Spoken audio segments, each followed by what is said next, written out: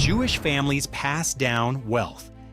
David inherited $2 million when his father passed away. Feats, a furniture business built from nothing, sold for a fortune. 7 years later, it was gone. Not stolen, not lost in some dramatic collapse, just spent. A few bad investments here, a lifestyle that grew a little every year, no real plan holding any of it together.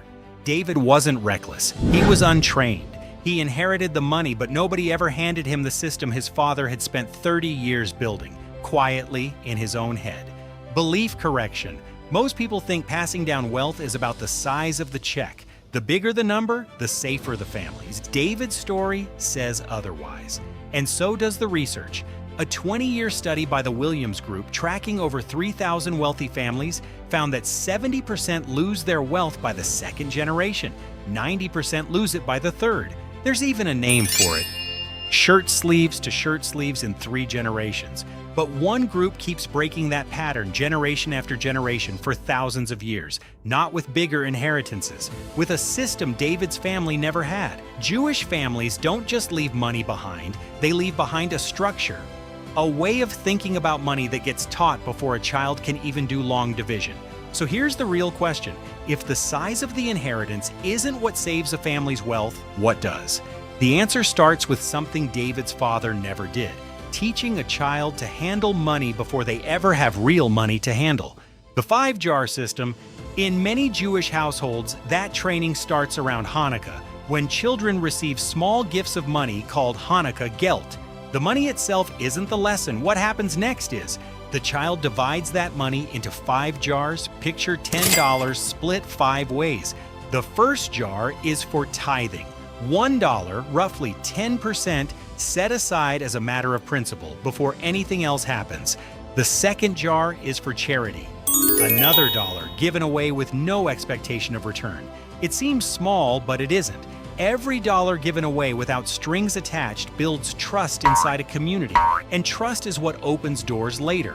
When that child grows up and needs a loan, a business partner, or a first customer willing to take a chance on them. The third jar is for investment.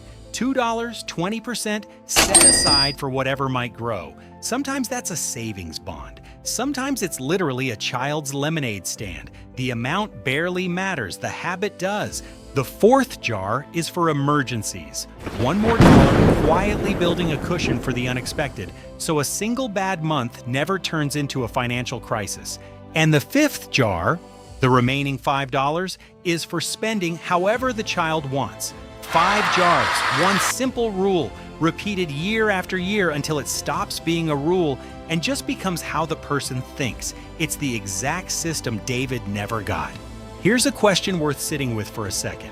How old were you when someone first taught you to divide money on purpose instead of just spending whatever happened to be left over?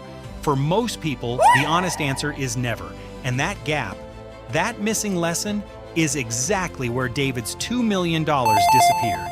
The Firewall Effect. Here's the twist most people miss. It's not that Jewish families are better investors. Plenty of second and third generation Jewish families have made bad investments, started failed businesses, lost money on bad bets, just like David did. What's different is the recovery, because every child was trained early to separate spending money from investment money, from emergency money, from money that belongs to the community.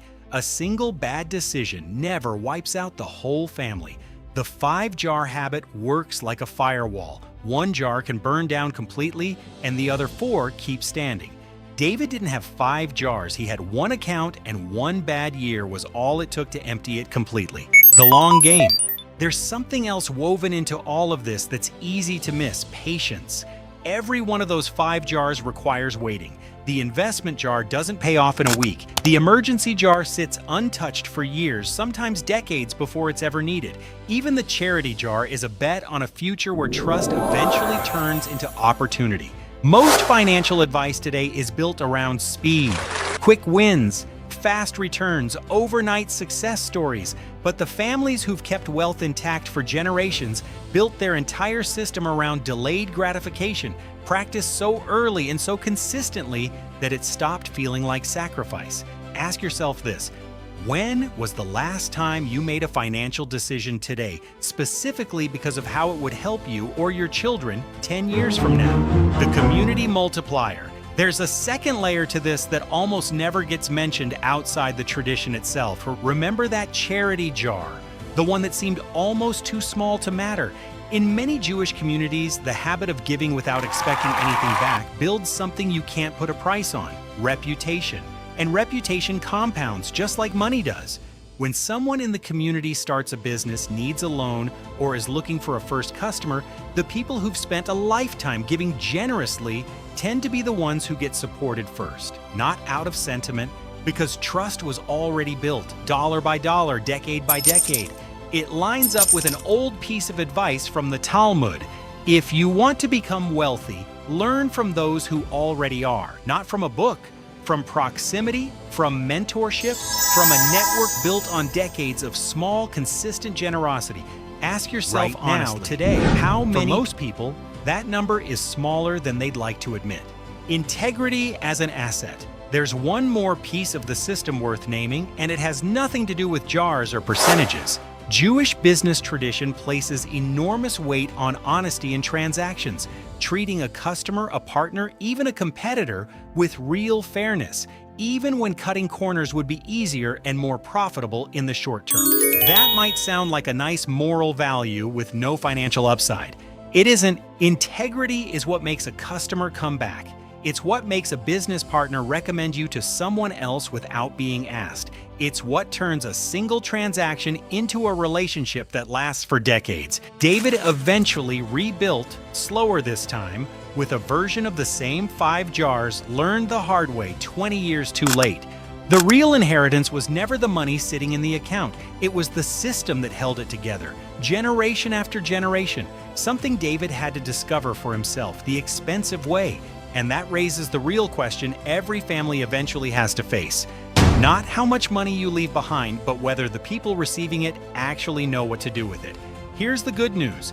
You don't need to inherit anything to start building that system today. It doesn't matter if you're starting with $5 or $500. What matters is having an actual framework instead of just hoping things work out.